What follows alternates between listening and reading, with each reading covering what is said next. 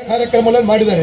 ಇವತ್ತು ಏನು ಮಾಡಿದ್ದಾರೆ ಅಂತ ಹೇಳಿದ್ರೆ, ಈ ಕಲಾವಿದರನ್ನು ಒಟ್ಟು ಮಾಡಿ ಕಲಾವಿದರನ್ನು ಕೂಡ ಅವರ ತಲೆಗೆ ವಿಷ ಬೀಜ ಬಿತ್ತುವಂಥ ಕೆಲಸವನ್ನು ಮಾಡಿ ಅವರನ್ನು ಮತಾಂತರ ಇರ್ಬೋದು, ಅವರಿಗೆ ಬೇರೆ ಬೇರೆ ರೀತಿಯ ಒಂದು ಆಮಿಷ ನೋಡುವಂಥ ಕೆಲಸ ಮಾಡಿದ್ದಾರೆ.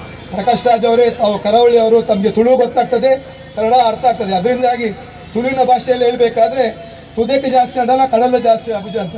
ಯಾಕಂದರೆ ತುದೇಕೆ ಜಾಸ್ತಿ ಅಲ್ಲ, ಕಡಲ ಜಾಸ್ತಿ. ಅದರಿಂದಾಗಿ ಪ್ರಕಾಶ್ ಅವರೇ, ರಾಜ್ ಅವರೇ ಇದನ್ನು ಅರ್ಥ ಮಾಡಿ ನಿಮ್ಮನ್ನು ಇಲ್ಲಿಂದ ಬಂದು ಏನಾದ್ರು ಅಧಿಕ ಪ್ರಸಂಗ ಮಾಡಿದರೆ ಆ ಅರಬ್ಬಿ ಸಮುದ್ರದಲ್ಲಿ ನೀವು ಹೇಳ್ಬೇಕಾಗ್ತದೆ. ಅದರಿಂದಾಗಿ ನಿಮ್ಮ ಜೀವನ ನೀರಿಗೆ ಆಹಾರ ಹಾಕುವುದು ಮುಂದಿನ ದಿನಗಳೇ ಅಂತ ಈ ಸಂದರ್ಭದಲ್ಲಿ ನಾನು ಎಚ್ಚರಿಕೆ ಹೇಳಲಿಕ್ಕೆ ಬಯಸಿದ್ದೇನೆ.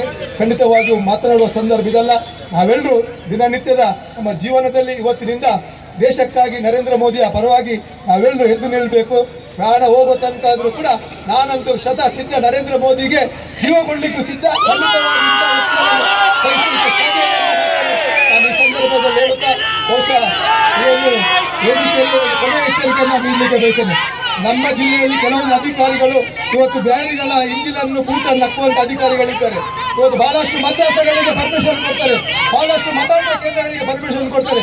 ಖಂಡಿತವಾಗಿಯೂ ಯಾರ ಕುಮ್ಮಕ್ಕಿನಿಂದ ಈ ರೀತಿ ನೀವು ಅಕ್ರಮವಾಗಿ ನಮ್ಮ ಮದ್ರಾಸ್ ಇರ್ಬೋದು ಮತದಾನ ಕೇಂದ್ರಗಳಿಗೆ ಅನುಮತಿ ಕೊಟ್ಟರೆ ಒಂದಿನ ನಿಮ್ಮ ಮನೆಗೆ ನುಗ್ಗಿ ಯಾವ ರೀತಿ ಅದಕ್ಕೆ ಪ್ರತೀಕಾರ ಕೊಡಬೇಕಾಗ್ತದೆ, ಒಂದು ಪರಿಣಾಮ ನೀವು ಎದುರಿಸಬೇಕಾಗ್ತದೆ. ಅದರಿಂದಾಗಿ ಈ ಸಭೆಯ ಮೂಲಕ ದೇಶ ವಿರೋಧಿಗಳಿಗೆ ಸಹಕಾರ ನೀಡುವ ಅಧಿಕಾರಿಗಳಿಗೆ ಕೂಡ ಎಚ್ಚರಿಕೆ ನೀಡ್ತಾ ನನ್ನ ಮಾತನ್ನು